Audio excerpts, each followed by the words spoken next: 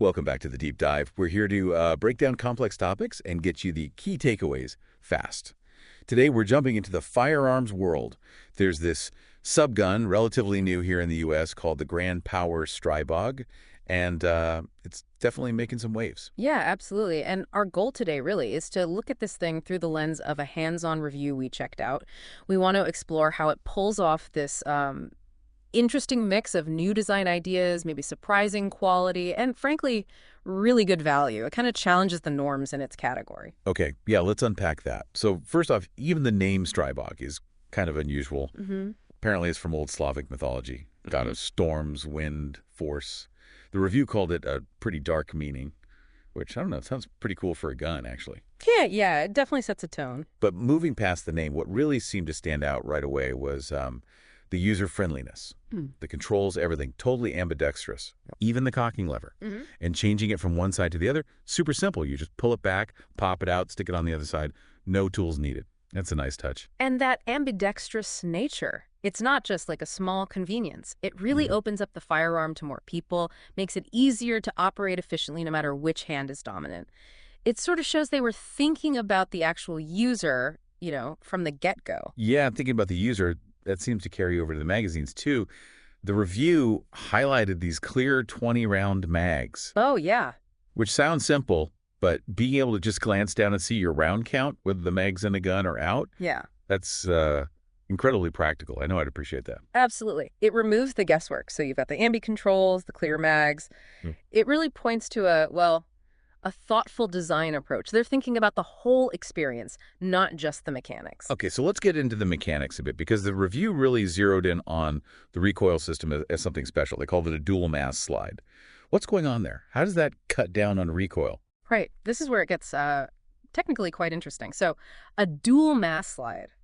Think of it like two main heavy parts moving together, but in a way that kind of cancels out some of that backward kick, the recoil.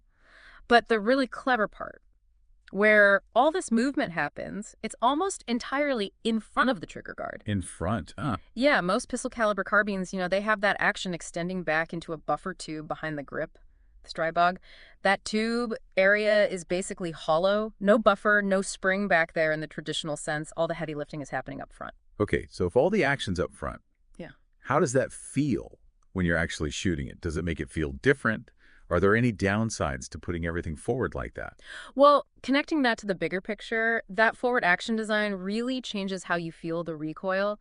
Instead of one sharp pushback, it gets distributed. Some goes into your main hand, some into your support hand, especially if you've got it gripped near the front, and then some into your shoulder. It spreads it out, makes the whole thing feel, as the review said, much more manageable. Yeah. And the result of that is the muzzle just doesn't jump as much. It shoots really flat. That means your follow-up shots can be much faster, more consistent, reliable, and accurate. And interestingly, the review found basically no downsides to having the action up front like that, which is pretty remarkable engineering. Wow, okay. Flat shooting is always good. Yeah. Now, staying on that theme of unexpected quality and features, let's talk about the physical build. Rails, for instance. Yep, plenty of rail space. Good long Picatinny rail on top, perfect for an optic like, say, a Trijicon MRO, which the reviewer used. And there's a smaller rail underneath, too, good for a hand stop or a light or something. They mentioned some thoughtful texturing on the magwell. Yeah, exactly. Right where you'd naturally put your support hand, it kind of encourages that good forward grip. And the texture on the main grip, too, is described as being like in just the right places, not too aggressive, not slippery, and, looks good, too. Nice. But here's something that really seemed to impress the reviewer, something you don't always see. Serialized key parts. Ah, yes. That's a big one. In a world where so many guns feel like they're just, assembled from bins of parts, the Stribog has matching serial numbers on its critical components. What does that tell us? Well, it raises a really important point about how it's made, about the quality control.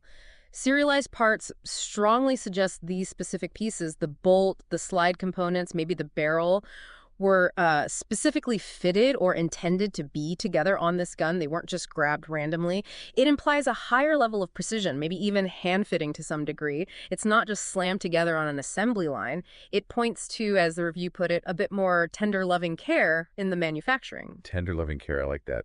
And almost forgot, it also has a threaded barrel, right, for suppressors. It does, yep. Standard feature. Makes it ready for a suppressor right out of the box, which is a big plus for a lot of shooters these days.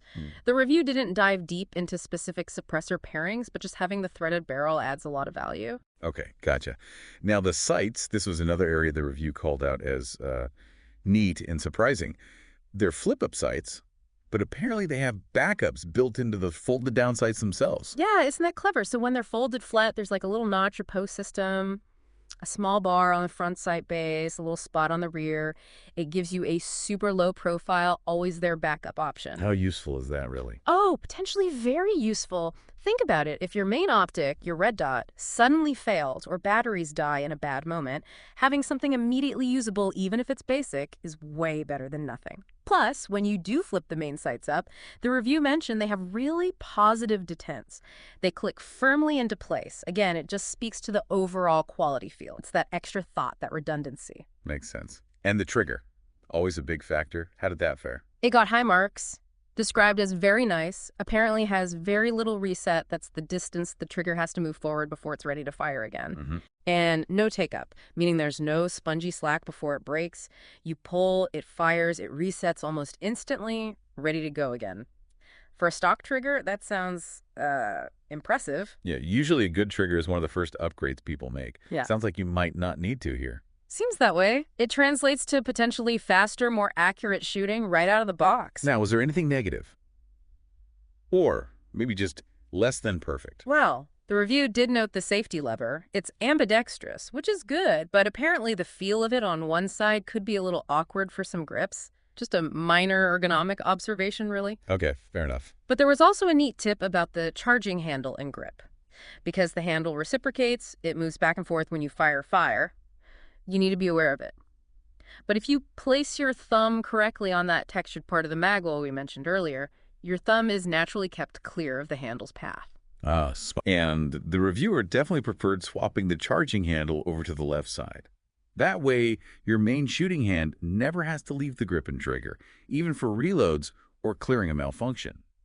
You use your support hand for the charging handle. Right, that makes a lot of sense for efficiency. Keeping that master grip is key, especially in dynamic shooting or competition.